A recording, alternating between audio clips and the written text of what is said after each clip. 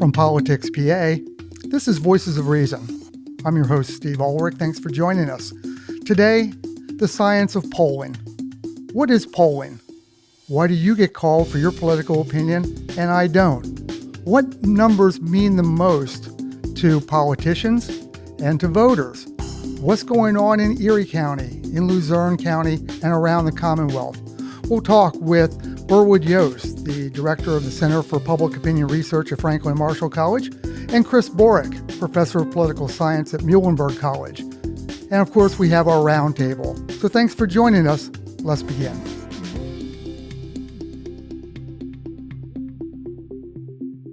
Now we open today's episode of Voices of Reason with Paul Westcott, Executive Vice President of L2 Data.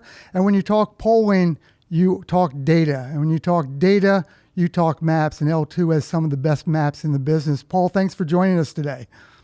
Thank you, Steve. Appreciate it. When you talk about the Commonwealth of Pennsylvania, you always talk about Erie County. You talk about northeastern Pennsylvania. You talk Luzerne County. You talk the southeastern corner, collar counties. I know you have some data to share with us today that I think our viewers and listeners would find very entertaining. Yeah, no, absolutely. And it's funny, talking about some of these different parts of Pennsylvania. I work with a lot of national political consultants, and the number of people I've spoken to about places like Erie, Pennsylvania, is mind-blowing because there's so much interest at the presidential level, the Senate race, and even the state legislative races that are going on. So diving into some of the data that we have first, we'll take a look at Lehigh Valley. So what I'm looking at here in our data mapping tool, I've pre-selected it so we can just zoom down to the area. And right now what you're looking at is the map is actually colored by party identification. So the purplish area, of course, is this sort of blue overmixed with red. So you can see some of the different areas in here.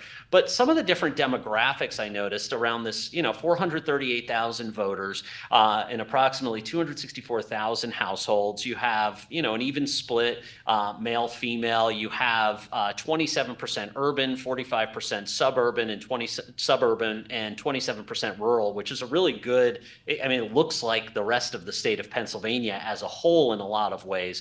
But what's really interesting is some of the diversity in here.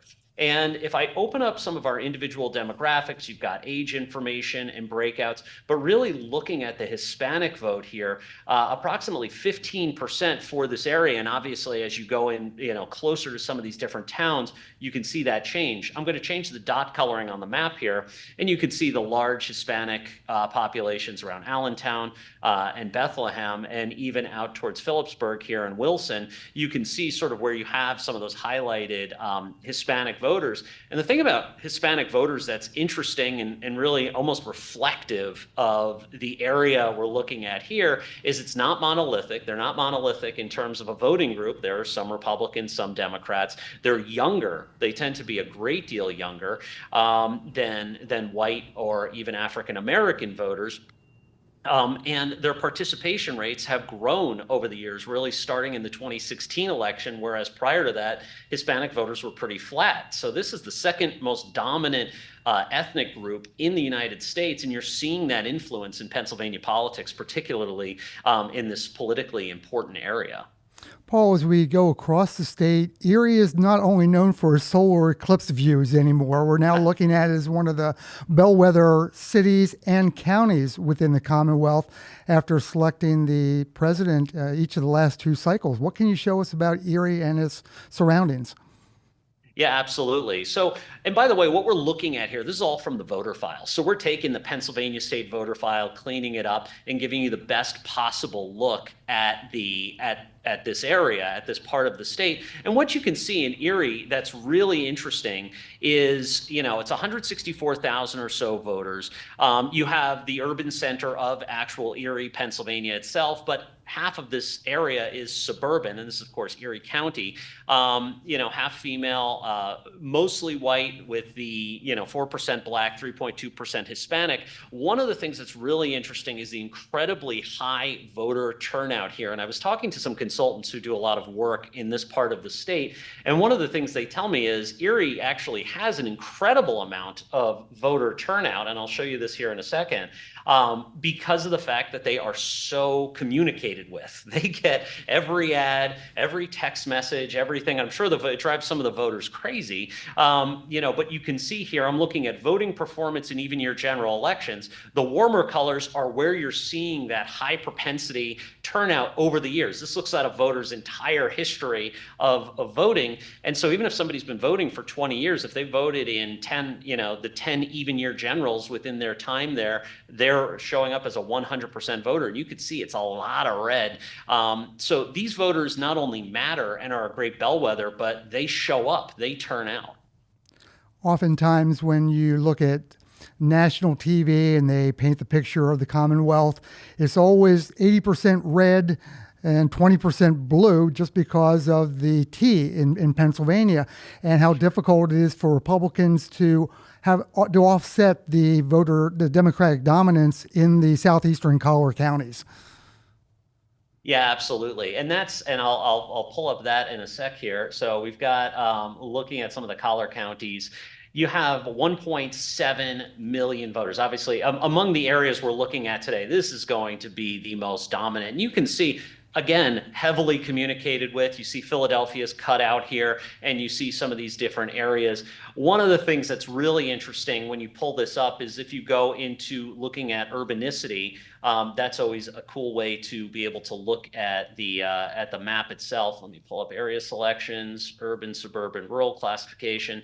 And you can see that you've got obviously some of the areas right around Philadelphia. And remember, this is not partisanship. This is whether they're in an urban area, which is blue, suburban area, which is red, and a rural area, which is black. And that's based on the population density of each individual zip code. So it's doing it at a really granular way, but you see these huge suburban swaths. And really what's interesting about these collar counties is, of course, you have an extremely high income, high net worth, as compared to many other parts of the Commonwealth. You've got 57, almost 60% suburban, 71% white, but you've got 7% black and 4% Asian, 4% Hispanic. So a little bit more diverse than other parts of the state, and with an incredibly high percentage of turnout.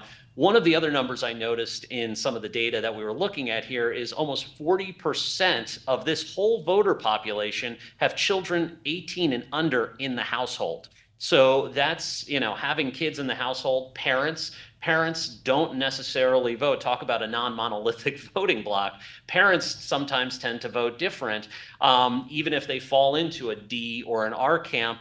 When it's about their kids, whether that's education funding, whether that has to do with other issues, social issues, other things that are happening in the world, there tends to be sort of a different voting pattern. So candidates should take all of this information into account when they're looking at the electorate and say, well, maybe we need to look at not just, okay, we want suburban parents, yeah, we want suburban women, but we want parents, we want people who have kids or even grandkids.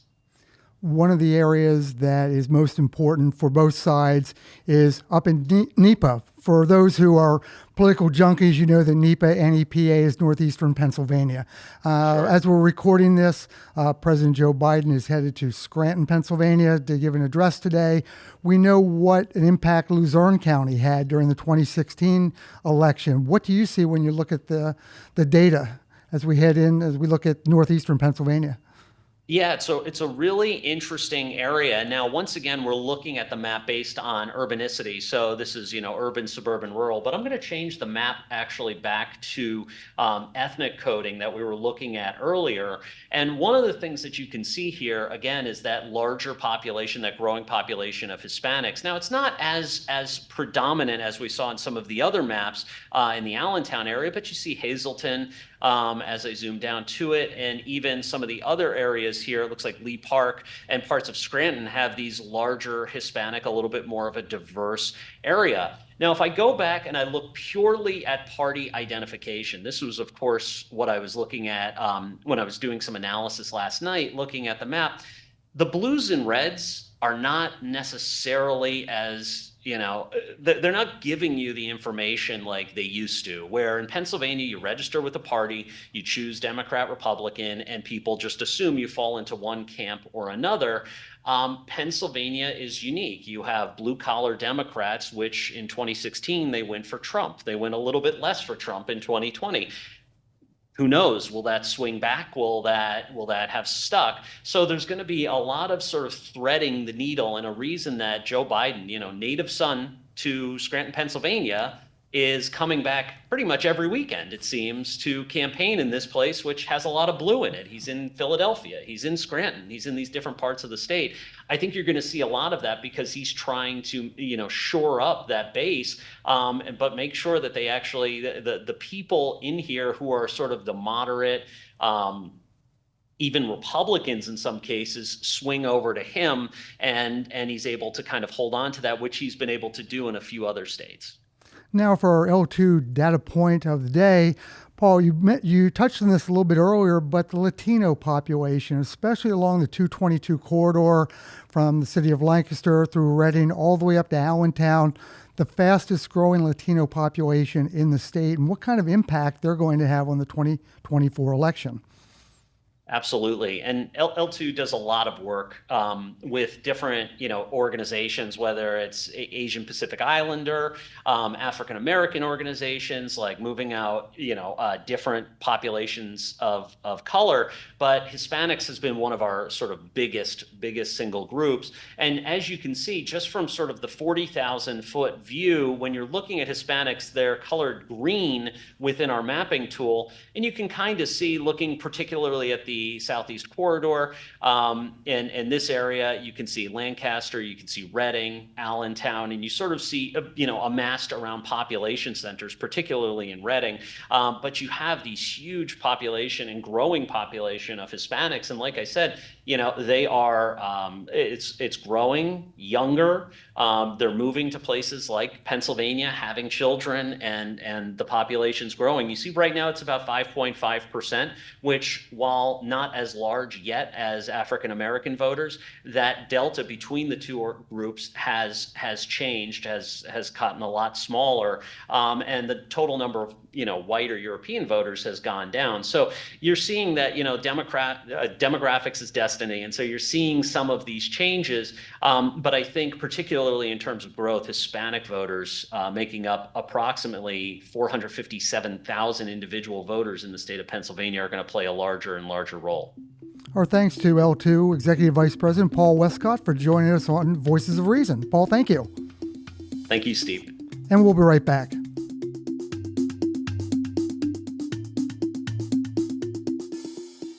Welcome back to Voices of Reason. I'm Steve Ulrich, joined today by Chris Borick, Professor of Political Science at Muhlenberg College, and Berwood Yost. Berwood's the Director of the Center for Opinion Research at Franklin and Marshall College. As we talk about polling, these gentlemen are among the best in the Commonwealth. And let me start with you, Chris. The science of polling. A lot of people will look at the number that say, oh, look, Muhlenberg or Franklin Marshall polled 800 likely or registered voters, and they found somehow that statistically can speak for all of us. How's that all work?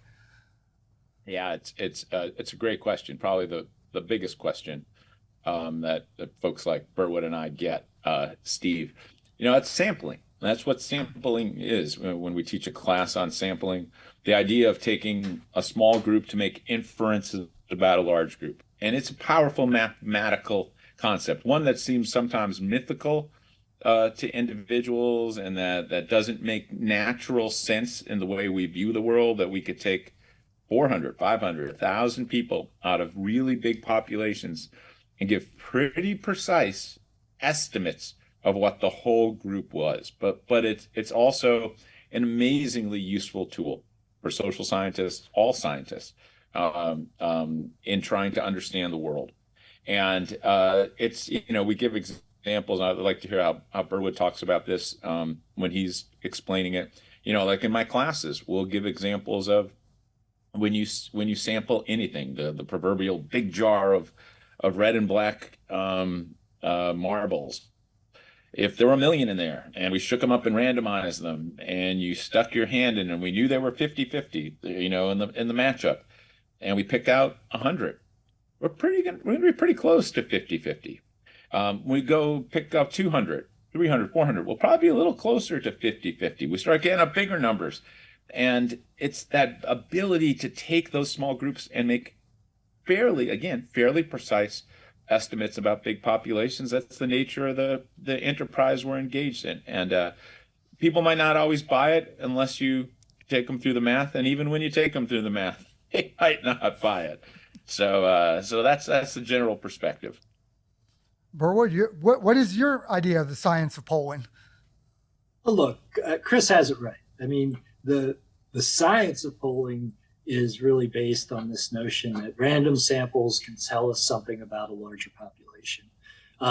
We often use the marble example. We use M&Ms to demonstrate it in class. There's all kinds of ways that you can do it, and you see that these mechanisms, this idea, this theory, really works. I mean, anytime you use it, you see how powerful it can be. Now, it does have its limitations. In this day and age, put it this way, a marble doesn't refuse to come out of the jar when you sample it, whereas a voter might decide he or she doesn't want to talk to you. And that's one of the things that sort of concerns us at the moment, that response rates have created an issue that we're trying to deal with. And as pollsters, as people who study public opinion, who take it seriously, we're always trying to improve the way we do our work.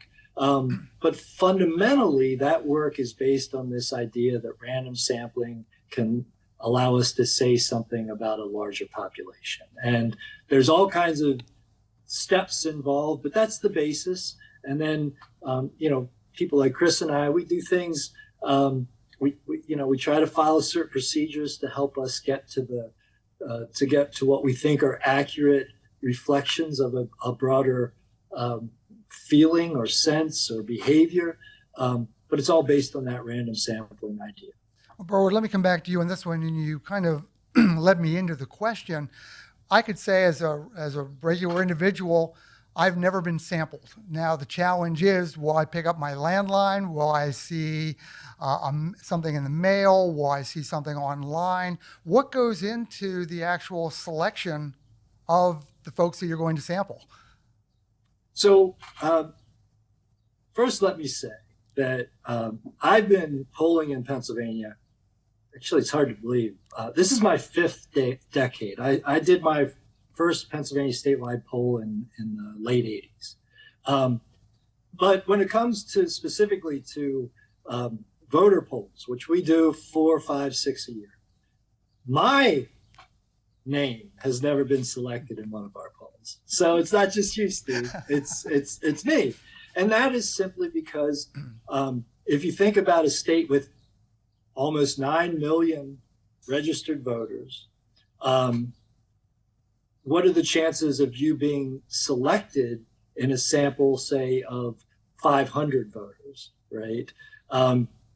The odds of that are pretty minuscule, and that's exactly why you may not have been called.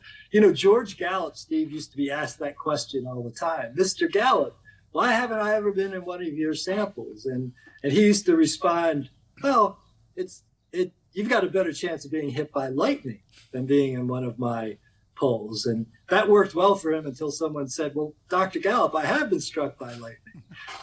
But that's the idea. It's a very low probability event that you'd be selected to be in any one poll. Chris, have you been selected for an opinion poll?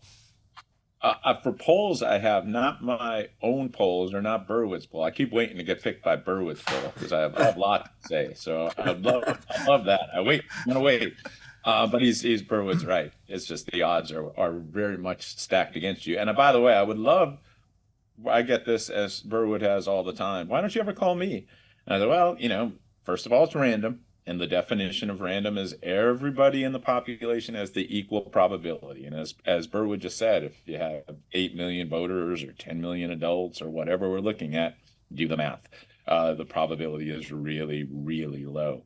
But I would love some of those folks. Berwood talked about response rate, which is an enormous challenge for us and the field. All those people that said, well, why don't you ever call me? I'd love to do it. I go, I wish we would. But luck get you, because it's hard to get people, harder than ever. Yeah, it really is. I've been doing this for decades, a lot. Not quite. My first polls were in the early 90s. It's a different world, 30, 40 years later, to get these folks. But again, your chances are fairly low. Although there's a lot more polls than there used to be, and there's more opportunities, it's still a low probability. And Chris raises, it's an important point. I mean, some people may have said, well, I've never been called, but maybe we have selected them and they didn't respond. And that gets us to really an important point of discussion, I think, and that is, the methods that pollsters use are probably as important as the results they produce, because any one sample, as Chris said, can be variable, and sometimes you have outliers, which simply is a poll result that's outside the norm. But sampling theory tells us that's likely to happen. And so, one of the most important things for, I think, people who are interested in polls to judge isn't necessarily the results, it's how the polls are done. And good procedures lead to generally good outcomes. Sometimes you get it wrong. The best designed polls get it wrong sometimes because of sampling theory. But but if the procedures are good and you can understand them and it makes sense, then that's a good poll to me.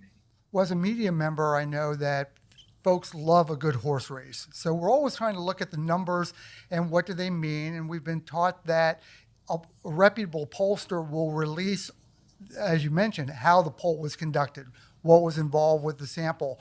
We're also taught about the margin of error. And Chris, I'm going to kind of lean on you on this. What other things should the person who's interested in the horse race be looking at when a poll was released? Oh, Steve, it's a wonderful question. And Berwood, I know, has, like I am, asked regularly to weigh in on other polls and to critique them. And the abundance of information about that poll is the key to the evaluation. The transparency, right? That what we know, I can only evaluate what I see and what I have available to me. And so, as you mentioned, sample size, for example, is an important facet of any evaluation of a poll. The bigger the sample, it's not a linear relationship, but the bigger the sample, the greater likelihood, the smaller the potential for error. You flip, I always use the example to talk about ways to do it. I have my class literally do this. You flip a coin 10 times. Might you get 8 heads and 2 tails? That could happen. You flip a coin 100 times. You think you're going to get 80 tails and 20 heads? Pretty unlikely. You flip it 1,000 times, you're going to get 800. No, and we know that's how probability works, right? The bigger samples, the less likely you'll get what the distance from the reality, whatever the real population is. So sample size matters, but it's not the be all to end all, because you need a whole bunch of other factors. First of all, things that I want to see. I want to see the questions, the actual wording. I want to see how the frames have been set. I want to see the order of the questions. Folks like Berwood and I know, as we study this, there's an ordering effect. What question comes early might affect what comes late. So if you're asking a whole series of questions on a scandal and someone's involvement, and then you ask, what do you think about that person? You're gonna bias in some ways, not nefariously, but just by the order. So I want to see the questions. I want to see the sample frame. Who are they calling? Sampling is if we take a sample from a group. Well, where is the starting position? Is it a voting file that we're looking at? Is it just all numbers? Cell and landline numbers, if we were still including those. You want to then get into how the analysis is done. Both Berwood and I'll spend a lot of time weighting our surveys. And weighting is the idea of how a sample might not look like the population, but if we know about the population, what the demographics are, gender, age, educational attainment, we could adjust our polls.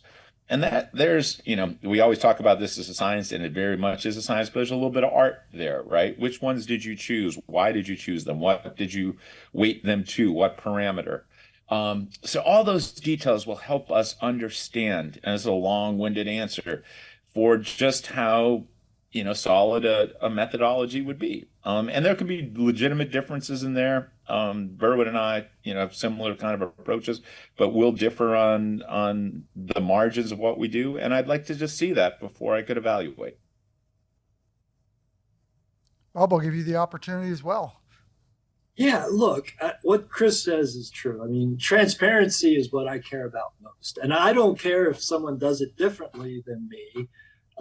In fact, it's great if we all use kind of different methods, as long as we understand those differences. I'm sort of like, let 1,000 flowers bloom. That's going to help us, because there may be things that we inadvertently produce in our methods that a different method might not have the same problem. So let's let people do these things differently, and then be fully transparent in how you describe what you do, so people can evaluate that, and so they can understand the differences. I think what confounds people most about polling is that polls taken in near proximity to one another can show different things. And on the surface, it looks like you're doing something completely different, when maybe the question was different, or maybe you asked a different group of people, or whatever. So, I fundamentally agree with Chris that the transparency part of this is vital. Not that there's one right way to do it, just that we know how it's done.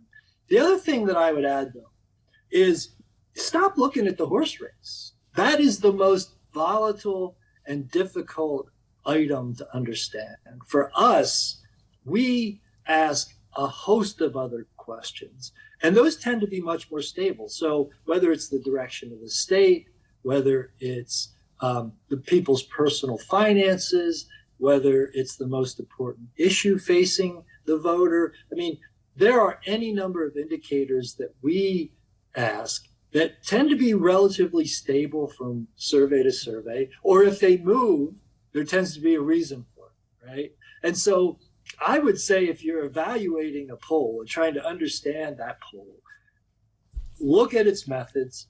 That's vital. But then look at the other indicators in there, and do they all sort of point in the same direction or not? Because, as Chris said early, polls are going to have variability. Some polls might be outliers, and the questions that are most susceptible to that are the questions about the horse race. And so let's look at other things too. That would be my advice. I don't know how, you and I have never discussed that, Chris, but that is something I think is pretty vital.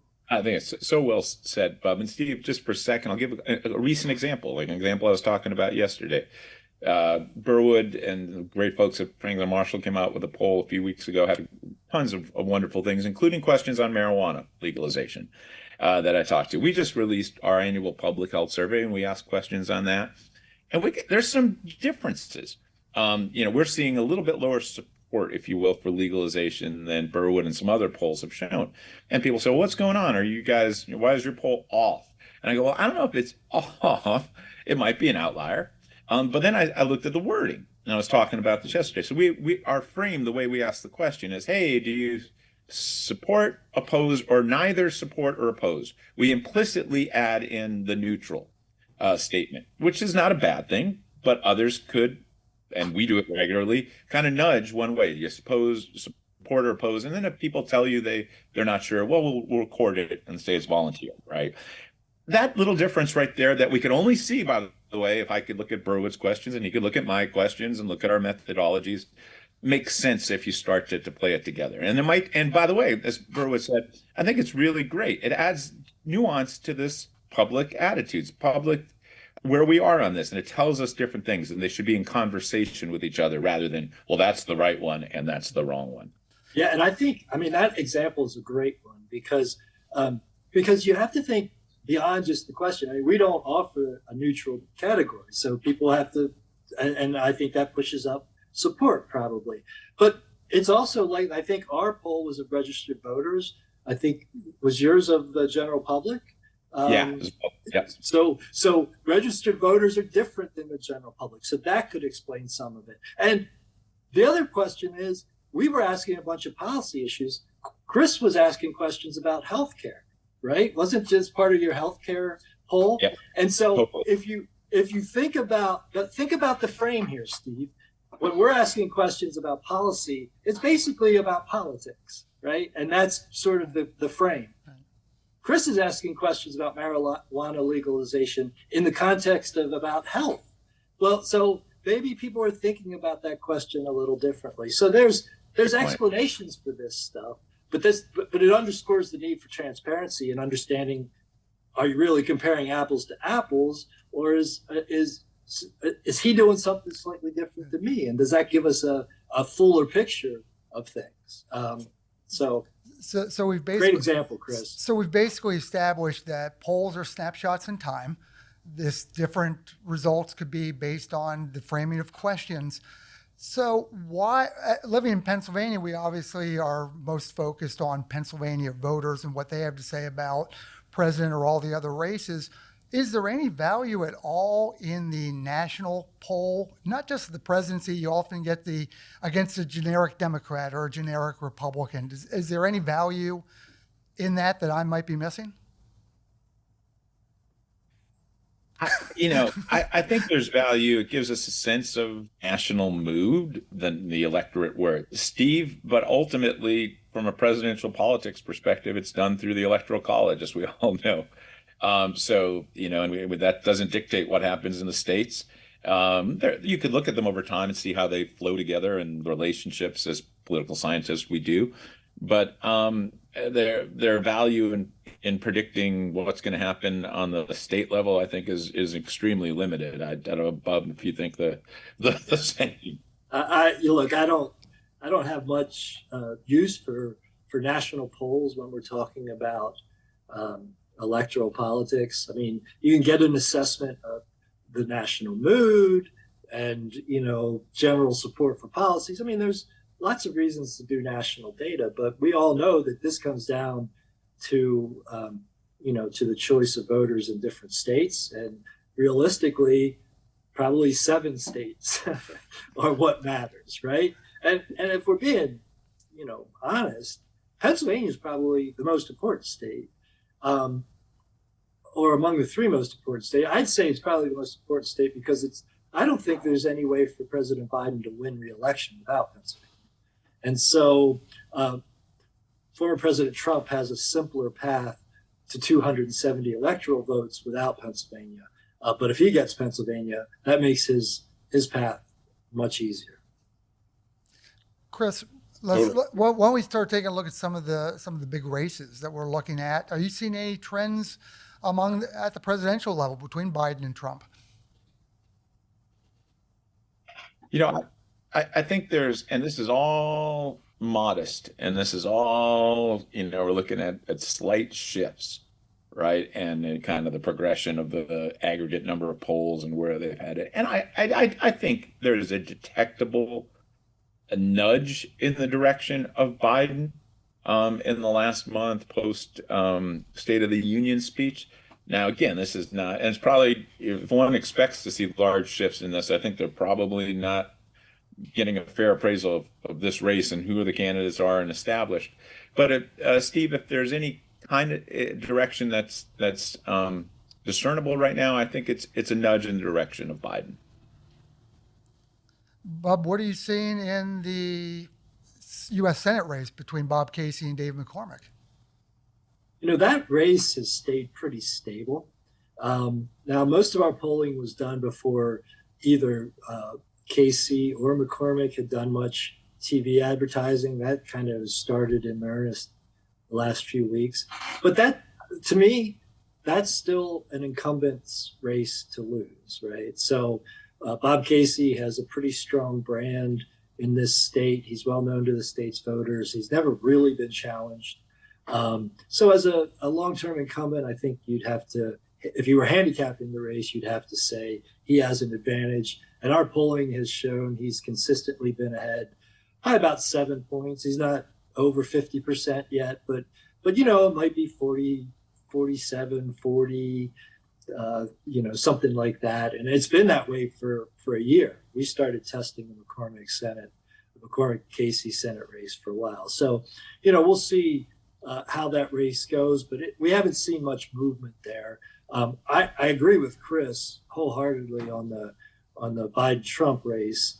That race has seen a slight shift towards Biden, but I've actually talked about this in some of our other polling, our last release, which was about a week or so ago, where Pennsylvanians are pessimistic. Like if you were describing their mood, you'd say, they're not in a great mood at the moment. They think the state's on the wrong track. The personal finances aren't good. Inflation is really a problem for them. They're not wild about Biden's performance. You go down this list, you say kind of negative. But then you look at the trends, and this is something polls are pretty good at. You look at the trends and you see, even though they're negative, they're less negative than they were in October. And in fact, less negative than they were last April. And so if I'm characterizing kind of the context for this election, voters are in a bad mood, but their mood's improving.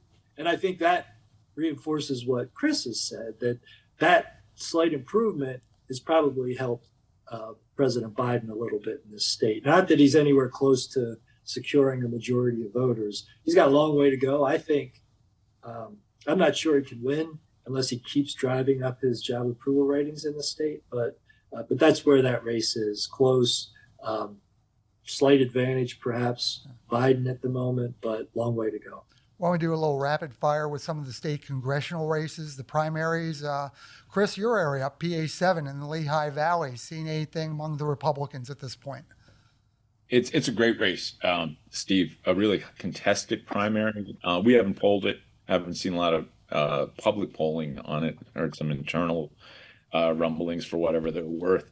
You have someone like Kevin Delacour, who ran last time around against Lisa Scheller, lost a narrow race, is pretty well funded in the race, and established a bit of name recognition.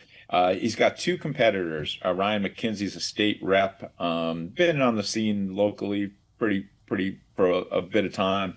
Has given himself, I think, also got some pretty solid influx of revenue into the race. He should be competitive in the race. And the third candidate, Montero, she's a fairly new person on the political scene in the Lehigh Valley, but seems to have impressed on the campaign trail and events and got a little buzz about her. She has an interesting biography. Not as well funded as the other two candidates. We'll see if in a fairly crowded field, there's some openings there. So it's highly contested in one of the most even districts in lots of the parameters we look at in Pennsylvania. Hotly contested race, should be a very competitive race this fall. Berwood, let me ask you about the 10th Congressional District and the Democratic chase to compete against Scott Perry in November. Yeah, that race, as with the race Chris described, this one on the Democratic side is really competitive, and there's a number of, I think, high-quality candidates running. If you're handicapping that race and you look at, say, endorsements or fundraising, I would say that former news anchor Janelle Stelson and former Marine fighter pilot Mike O'Brien, probably are the two that are leading the pack. But there is the former Democratic, the person who ran in the Democratic primary before, Shemaine Daniels, is running again. There's three other candidates, all with sort of different niches. But it's a competitive race. What's been refreshing about that race is that they've had many debates in many different formats. They engage with each other. Their websites, many of them have really well-developed policy-oriented websites. So, it's been a competitive race. As as with the 7th, I haven't seen any public polling. We haven't done any in that race. Some of the private internal polls suggest maybe at one point Stelson may have had a bit of an advantage, but the truth was, don't know was the leading vote getter in the polls that I saw at the time. So, with the primary, most people aren't paying attention till this last week or so. I think there's been some television advertising that has started to make its way around the district, and so I think it's an interesting race. It's an important race. When you the one thing that I know, I'm not sure what the feeling is up there in the 7th CD, but in this congressional race, the Democrats are all really enthusiastic to remove Scott Perry from office. He's the real lightning rod. Being Democrats, of course, they wouldn't talk about President Biden, but in a negative way. But I think there's a general sense, and I was at some of the debates, people really incensed about the role that many people, particularly on the Democratic side, really incensed about the role Perry played in the January 6th events. And that is the animating factor in that particular primary. Who can beat Scott Perry? I think that's the thing that we at some of these forums heard voters talking about. Who can do that job? Because there's a palpable sense of anger among Democrats, and they really want to have a candidate they think can defeat him.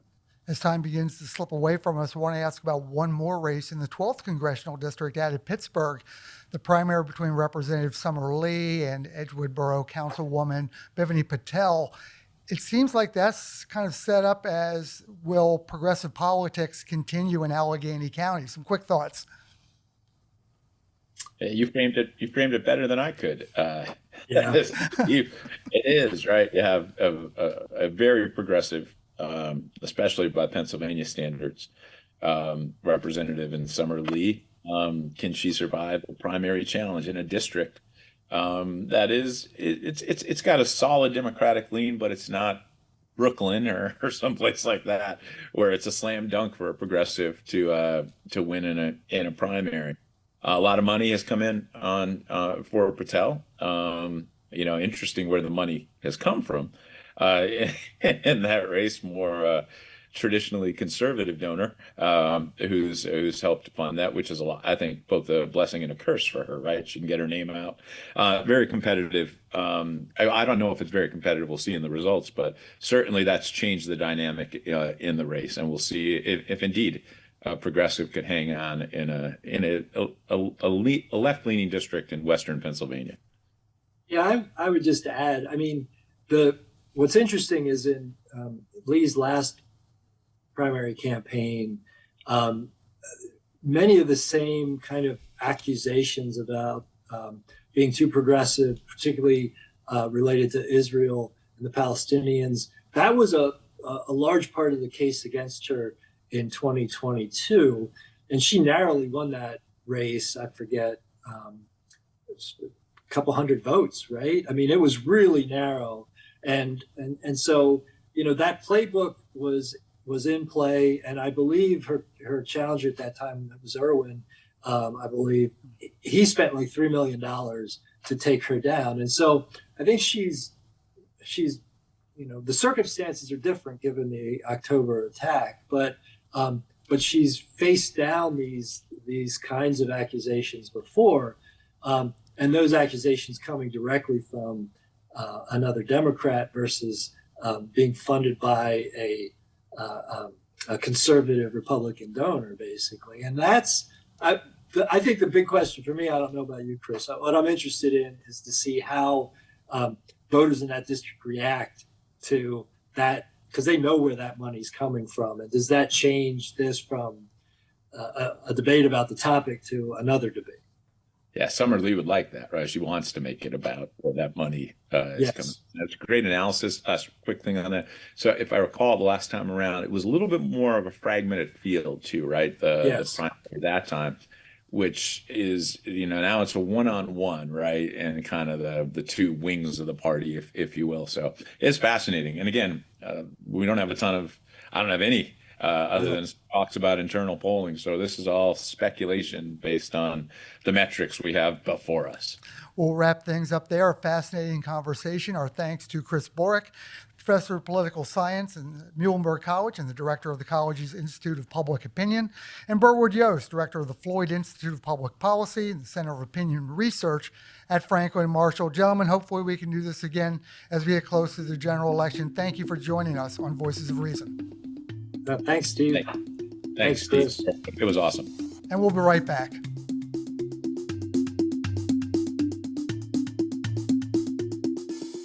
Welcome back to our Voices of Reason Roundtable as we discuss today's issue at hand. First, to my left, Chris Nicholas. He's the principal of Eagle Consulting Group Incorporated. Terry Tracy, the chief executive officer at Broad and Liberty. Charles McElwee, the founding editor of Real Clear Pennsylvania, and also a contributing writer with Politico. And Robert Harris, legislative director, AFSCME District Council 47 here in Philadelphia. And Charles, let me start with you. We talked earlier about the realignment of the Pennsylvania map, and we saw a lot of great data provided by Paul Westcott. And I guess the question comes down to, is it the voters that are changing? Is it the party that's changing? Right, Steve. So when we look at the map in this election, the realignment is really settled. So it's really a test of the voting margins of the map in this election. So in places like southwestern Pennsylvania, Westmoreland County was Democrat, now Republican. Luzerne County, just more than 2,000 away from being Republican majority county in northeastern Pennsylvania. And I think that it's really the parties that have changed, not so much the voters. So in a place like Luzerne County, let's say 18 to 20 years ago, you had voters who were concerned about immigration, and places like Hazleton tuning into Lou Dobbs on CNN talking about those issues at that time. And they were concerned about free trade, how manufacturing had been eviscerated. It was replaced with warehousing that was not paying the wages that manufacturing had done after the coal industry collapsed in the 50s.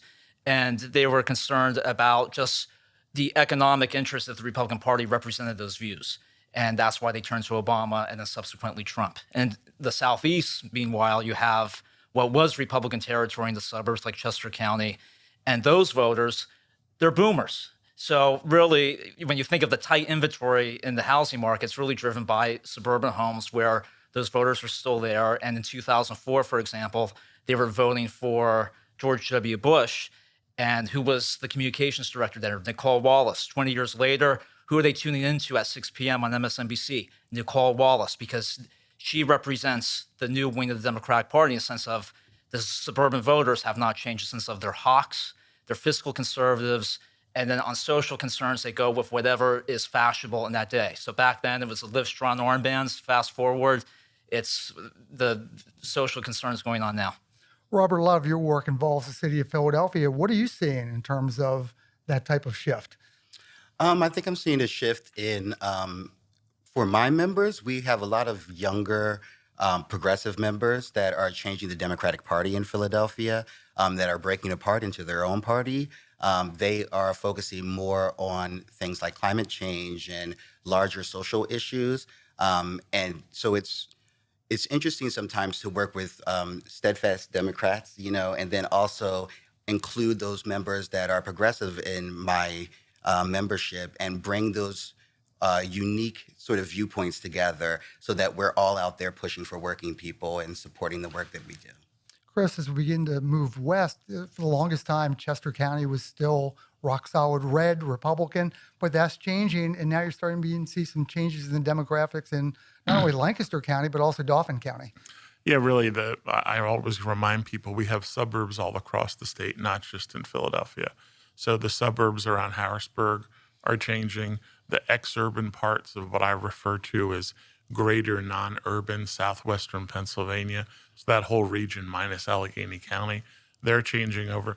When Charles started this segment, it reminded me that, to me, I think back to 2011. And on that day, that was the county commissioner year, Westmoreland County for the first time went Republican. Same exact time Montgomery County for the first time with our then county commissioner, now Governor Josh Shapiro, turned Democratic, right? And I am a big proponent of the fact that someone's voter registration is a lagging indicator of where their political philosophy is. So you don't, if you're a Republican, vote for Barack Obama and the next day go, geez, I'm a Democrat. It takes a little while, you kind of figure it out, and it kind of dawns on you, oh, I'm this, I'm that. So one of the things we've been seeing is in the Obama years, you had a lot of Republicans in the Southeast, those 4 counties, go more towards independent or Democrat. The Trump years, you've seen a much bigger change in southwestern PA. Again, that greater non-urban southwestern PA going to Republican. There are counties down there. When I ran Senator Arlen Specter's campaign in 2004, you just hoped not to get wiped out in, like Fayette and Greene. And now Republicans are winning those so handily, they don't even have to campaign there. If you think politics is boring, please think again, because we are the last census, Pennsylvania had 13 million and 2,000 people. We just inched over that 13 million part. And as the old saying goes, there's a million stories in the big city, Steve, right? So as one part changes, does it move or help another part? So I'll end this opening on this point is we have a lot of, like I said, Democrats in southwestern PA becoming a Republican. But if they've mostly been voting Republican already, there's no net gain for us. So a lot of people in the state focus on the changing voting percentages. And I just want to pump the brakes a bit and go, look, if a Republican in Chester County has mostly already been voting Democrat, and a Democrat in Greene County has been mostly voting Republican, and they finally switched their registration, it doesn't necessarily change anything at the voting booth because the voter registration is just catching up with where they've been for a while. Terry, we have some huge races coming up statewide on the Democratic side for Attorney General and Auditor General. What kind of things are you hearing about those 2 races coming up on April 23rd? Well, I think the opening remarks from everyone sort of underscored here is that we are experiencing the largest political realignment in the country since, arguably Nixon, and if not Nixon, FDR. And Pennsylvania is ground zero for that movement in many ways, which has scrambled the electorate and scrambled the coalitions. And I think what's been interesting to watch is how on both sides of the aisle, just because there happen to be competitive primaries in the Attorney General's race, it's not clear how candidates are putting together their coalitions. There's nothing linear about what's happening. And I think rather than looking at campaigns and candidates, what we need to be looking at is sort of like the work that Charles has been doing with Politico, which is how are the coalitions sort of self-constructing and organizing themselves around the issues that matter to them. Charles, you did 2 pieces in Politico recently. One underscored the massive changes in demography in the south central part of the state, specifically Hershey, where the Penn State health system has brought in sort of an upper middle class voter, or even an upper class voter that didn't exist before, that is helping to sort of realign the county's politics, the town's politics, to be more democratic in a historically Republican area. And then you have the city of Hazleton, which is becoming increasingly not just Latino, but Dominican, right? And how the effects of inflation and the downtrend in the economy and the economic constraints that people are feeling and facing have really helped to influence how a historically Democratic area has become a rock-ribbed Republican red area in a pretty urban majority-minority environment. These are not dynamics that we would have been talking about even in the Obama re-elect 10 years ago. And so I think those are the contours of the debate that need to be had and will ultimately yield the victorious candidate as a result. And thank you for summarizing those reports, Terry. But it's true. I mean, Hershey and Hazleton tell the tale of the map. And in the case of Hershey, it was always reliably Republican. Milton Hershey himself was a Republican. He hired Republicans. He was stalwart in his Republicanism. And this town has since transitioned. Derry Township formerly has transitioned into a Democrat community. The Democrats swept the off-year elections the past year. And in Hazleton, the area is going Republican. And they're both different economies too. So in the case of Hershey, as you know, the Penn State Health, our suburbs are now shaped by ever-growing healthcare systems. And you really see that in South Central Pennsylvania between the University of Pennsylvania going into Lancaster County with the acquisition of Lancaster General Health, but then the growth of UPMC on the west and east shore of Harrisburg. So, and then of course, too, in the suburbs of Philadelphia going into Lehigh Valley, this proposal by Jefferson to take over the Lehigh Valley Health Network. But with these ever-growing systems, you're bringing in a transient younger population of medical professionals who are a reliable Democratic constituency. At one time, Republicans or doctors were reliable Republicans. They were concerned about medical malpractice premiums. They were concerned about their family practices or whatever offices they ran as small businesses. But they're now employed. They were business They were owners. business, exactly. And now they're employees. They're employees. Which is better for them where they are now. But you're right, totally changes the focus. Changes everything. You're an employee, maybe you think about unionizing and organizing and stuff. If you're the business owner, you're putting your own capital at risk. You have a totally different set of issues to worry about. And Chris, as one Democrat told me in that report, he ran for school board in Derry Township as a Democrat. He's a physician at Hershey. And I'm quoting him. He said, Democrats or doctors are cogs in the system, and cogs in the system vote Democrat. Yep. And that's what he said. Yep. And that's what we're seeing in Derry Township. But then meanwhile in Hershey, or in Hazleton, what's interesting, Lou Barletta was widely criticized for introducing the Illegal Immigration Relief Act ordinance in 2006 that made it illegal for landlords and employers to hire or rent to undocumented workers. And at the time, he was criticized, but he actually predicted that the Latino residents of Hazleton would eventually share this perspective, that it was in their economic interest to deal with this issue. And he was right. Fast forward, in all those interviews, the top concerns were inflation and the border. And Hazleton, back then in the early 2000s, the Latino population was less than 1%. Today, it's approaching 70%. Something that's been interesting to me is that Republicans are reorganizing along socioeconomic levels, and our coalition is becoming less college educated and more less than college educated. So that's been kind of the Trump effect.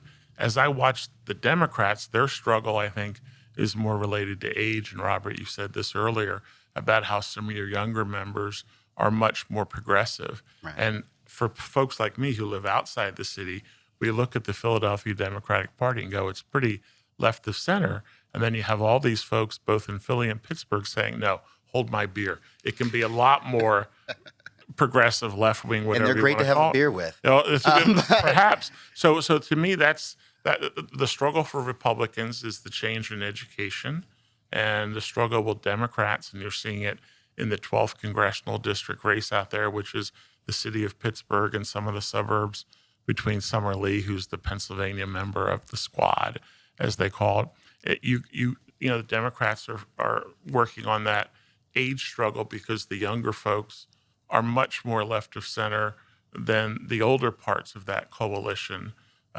So to me, those are both things that the parties have to deal with. Luckily I think that both parties, and the way that we've been able to harness this at AFSCME, is that they believe in worker protection. They believe in organizing. They believe that the work that they're doing is doing better for themselves and their families. And that's what we are always looking to do. We're always looking to educate our members on the best legislation for them, as well as connect them to communicating with elected officials and build things that are going to support them as working people. Just as you said, you know, you're a cog and you become a Democrat, and hopefully then you become an organized worker. Mm-hmm. So that's what we're trying to do in Philly. It's happening outside of AFSCME in a lot of different workspaces, as we see the Starbucks workers. That's across the country, of course. There's a lot of organizing we were discussing earlier happening at the University of Pennsylvania, where I come from.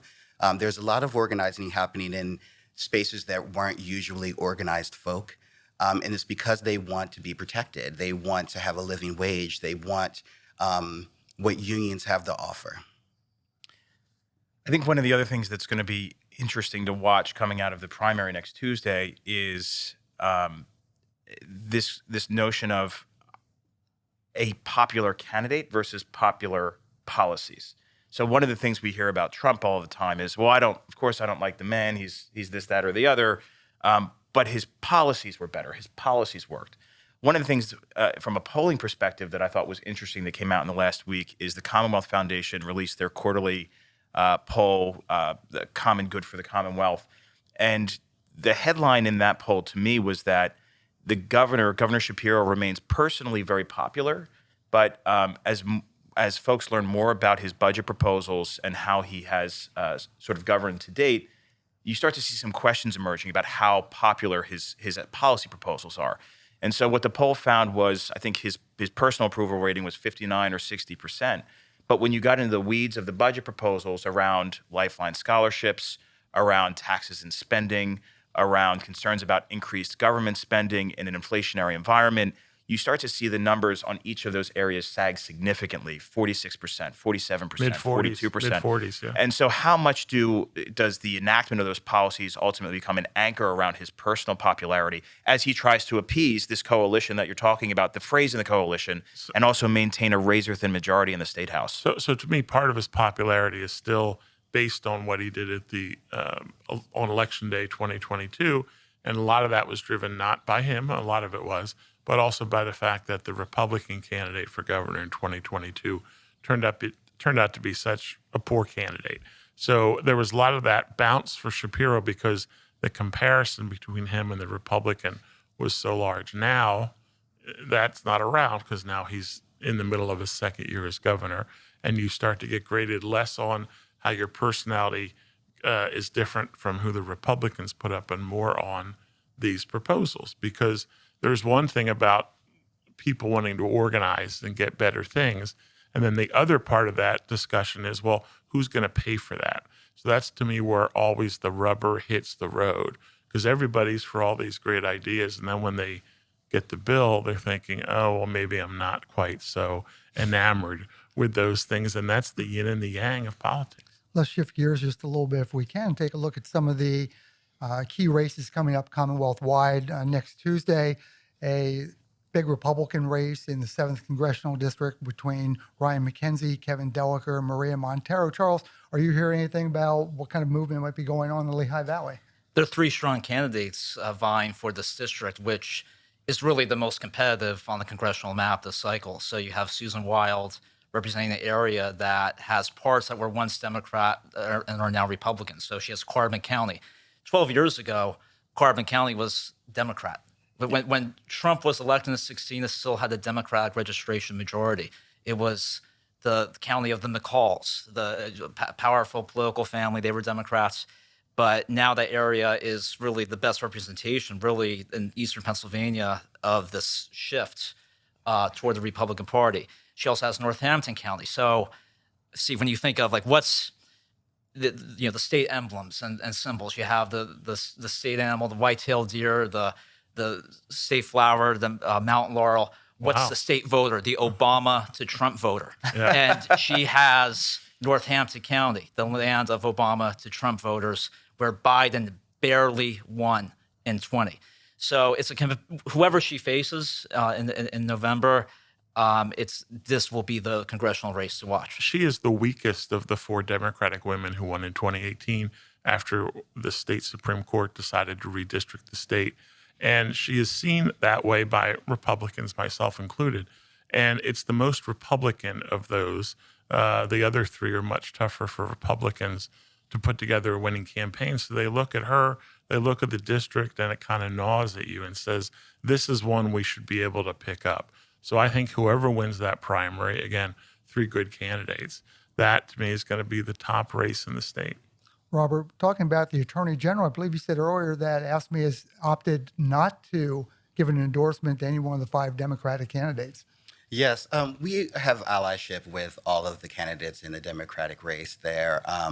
We didn't see a point in, as many labor spaces did not. I don't think that any of the five candidates got strong support by the larger groups of labor. They may have gotten it by different affiliates in their areas where they're from, but no one has sort of touched that. So we are ready to rally behind who is going to be the winner after the primaries. Myself at my district council, we interviewed all 5 of the candidates. They filled out questionnaires for us. They also did the same thing with our affiliate in the state, Council 13, who have great relationships with all 5 of them. So we look forward in supporting who is the victor after the primary. We appreciate that we got to educate our members about it so that they could make a choice if they wanted to make a choice. And then we'll move forward. The front runner, I think, has been Eugene DePasquale, who was the former 2-term Auditor General in the state. He has been outraised by 2 of the candidates, Jack Stolzheimer, the DA in Delco, and Jared Solomon, a state rep from South Philly. So it remains to be seen whether they have raised enough money and done enough voter contact to bring their name ID up high enough to where Eugene DePasquale's is. The other thing going in Eugene's favor is he's the only candidate from Western Pennsylvania. Right. The other 4 candidates are Carving up that city. southeastern Exactly. pie. Now, I always say as a counterpoint to that, 55% of the Democratic primary vote comes out of the Philadelphia media market. So there's people carving it up, but it's a big turkey to carve up, right? And, Josh Shapiro had no trouble consolidating winning his primary in 2016. But you're right, from your standpoint, Robert, it's got to be, why get involved and make enemies when we can support whomever wins, right, and go against whoever wins on the Republican side? Well, on the Republican side, it's been interesting to watch because the state GOP organized an early endorsement process in the hopes of avoiding a messy primary. No, that didn't work out. That didn't work out. They State Representative Craig Williams from Delaware County and a small part of Chester County is challenging the endorsed candidate, the York District Attorney, Dave Sunday. The dynamics of that race have been pretty interesting in the sense that Dave had clearly pivoted for the general election well before the primary started. He's been running on his record in York County as someone who has been tough on crime but embraced issues like criminal justice reform, community policing, sort of things that have been part of the broader police reform, criminal justice reform conversation over the last couple of years, where Craig Williams is running a much more traditional, hardline, law and order campaign, longer sentences, tough on crime. He also is running a sort of tangential campaign against the Republican establishment and is going to those corners of the state that are newly Republican, that have been activated or animated by the Trump candidacy and the Trump presidency. And, it'll be interesting to see if his play in terms of, the establishment Republicans or the rhinos or the party that's been lost or lost too many times, whether that really resonates with voters in a way that transcends issues specifically related to the Attorney General's race. It's going to be a fascinating general election to me. As interesting as President and Senate will be the battle for Attorney General, because nobody really gets into State Treasurer or Auditor General, right? The sexy stuff is Attorney General. So even though they're always saddled with running at the same time as the president, given that it's an open seat, all 7 candidates are qualified, the 5 Ds to 2 Rs. To me, that's going to be the most fun to watch. Charles, your thoughts on the AG race? I mean, it is interesting.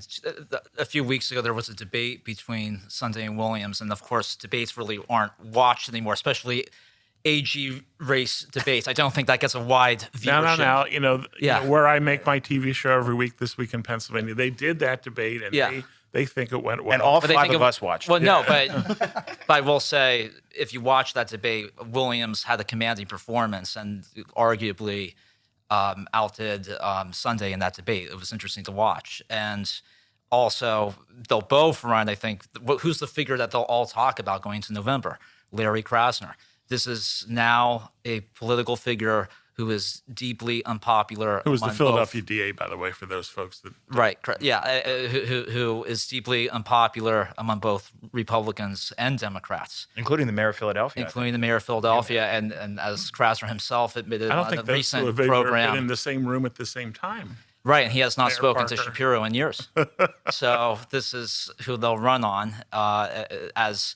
The city itself, while violent crime has decreased, when a Pew just came out with a report, when you combine violent crime with property crime in the past year, the percentage has skyrocketed. So the challenges remain. It is noteworthy that both, as an honorable mention, both Tim DeFore and Stacey Garrity, the Republican incumbent auditor and treasurer, outperformed Trump the way that they did in 2020 and both managed to win statewide offices as challengers, not as incumbents, but as challengers, and whether or not they can repeat that performance and have results that are sort of independent of the Trump factor, whatever that means. As we begin to wind down, just some quick thoughts on the 10th Congressional District, a huge Democratic primary fight for the opportunity to challenge Representative Scott Perry. Chris? Well, I am a resident of the 10th District. I am not a Democrat, obviously, so I won't be voting in that primary. But Janelle Stelson is the best known candidate because she spent 35 years on TV as an anchor. She does not live in the district and to me has fumbled that issue from the get-go. And she has first ballot position.